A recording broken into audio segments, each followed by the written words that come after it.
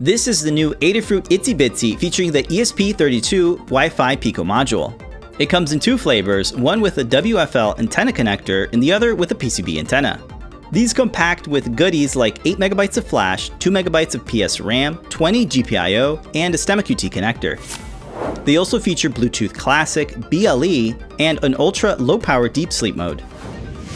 With a Wi-Fi connection, you can use CircuitPython web workflow to program and debug your dev board.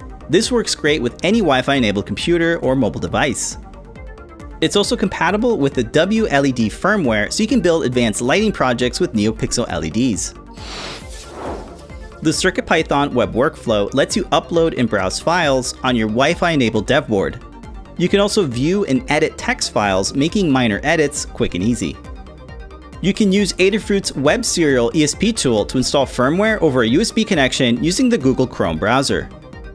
For all the details and documentation, check out the product guide on learn.adafruit.com. The CircuitPython web workflow is in beta, but it's open to the public. It supports most of Adafruit's Wi-Fi dev boards, so it's definitely worth checking out. You can 3D print our snap-fit case for the ItsyBitsy ESP32 to keep it protected and mount it to your project. The board press fits into the case and gets secured with a mounting plate using fasteners.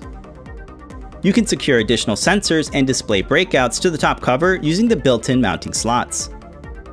With STEMMA QT, you can daisy chain I2C breakouts and plug them directly to the ItsyBitsy ESP32, so no soldering is required. For antenna users, you can panel mount a wFL antenna to the special case. With access to the header pins, you can connect external components using socket jumper cables or even a breadboard. We hope this video inspires you to check out Adafruit's new ItsyBitsy ESP32 for your next Wi-Fi enabled project.